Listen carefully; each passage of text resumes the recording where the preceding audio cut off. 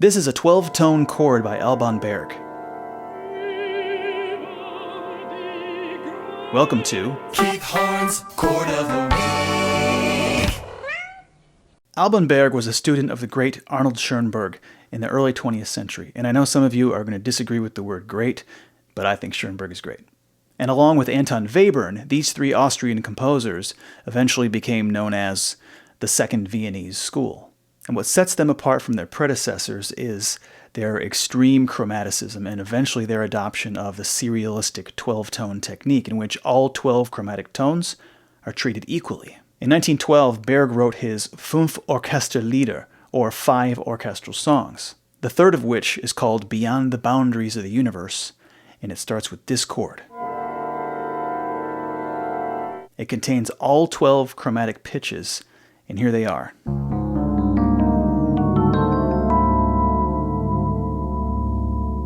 It's a gnarly chord. It's not a pretty chord, although maybe some of you think this is a beautiful sounding chord. I actually happen to really like it, and I'm not even going to attempt to label it.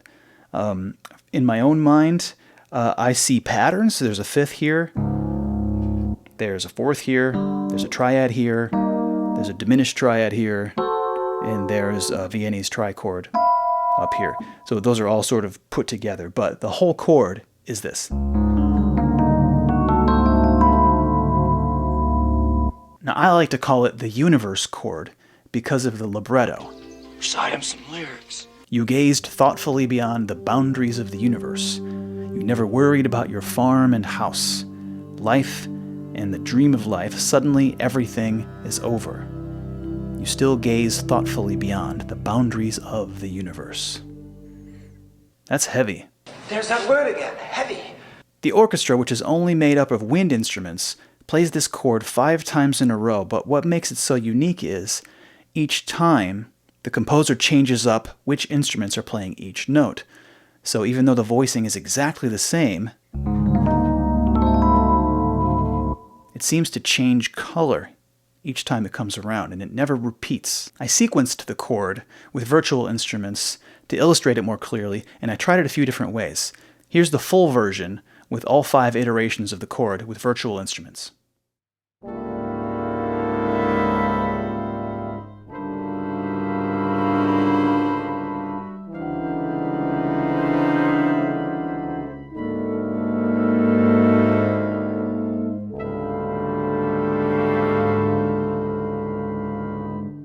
Then I isolated the woodwinds only, which is 8 instruments, then the brass only, which is the other 4. Just to listen to it.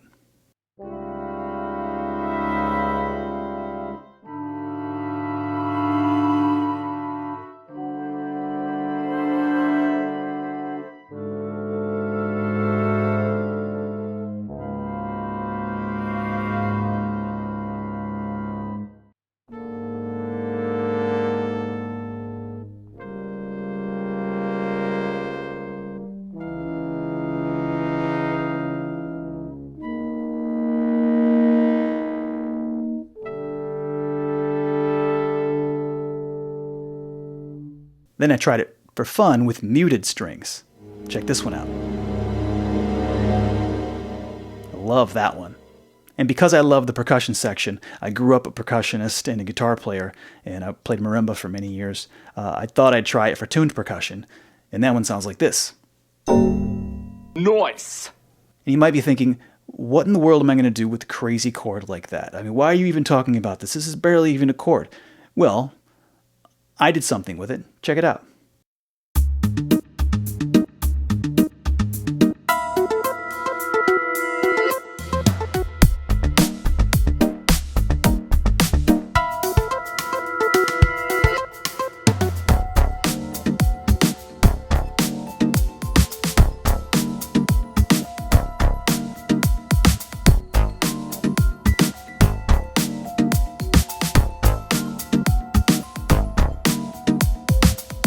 It's funky.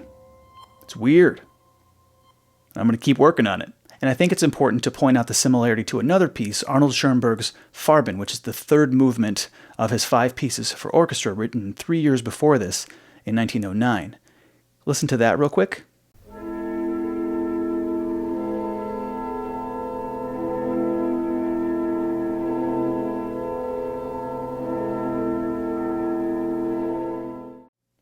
It's the same thing where the chord repeats over and over again without changing, but the distribution of the notes across the orchestra, that's what changes, and the colors shift. The tone colors shift. Around 1911, Schoenberg coined the term Klangfarbenmelodie, or sound color melody. It's a technique that treats timbre or tone color as its own fundamental element that's independent from melody, from harmony, from rhythm. And both of these pieces use this technique, and it creates this, it's more of a sound effect really. It just kind of shifts and morphs the sound in a similar way that like light slowly shifts from one thing to another. Berg composed 5 orchestral songs at the very end of his 7 years of studying with Arnold Schoenberg, and the effect of those years really shows in his work. The music of Schoenberg changed dramatically in the first decade of the 20th century.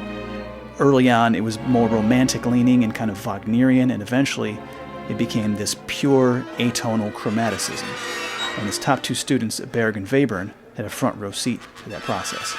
So by the beginning of the 1910s, these 3 guys were starting a revolution in music. A 12-tone, serialistic, dodecaphonic revolution. Whether that revolution succeeded or not is another discussion, but it sounded something like this. Yeah, who this? This piece, yo, who this? Yo, who this? Who this?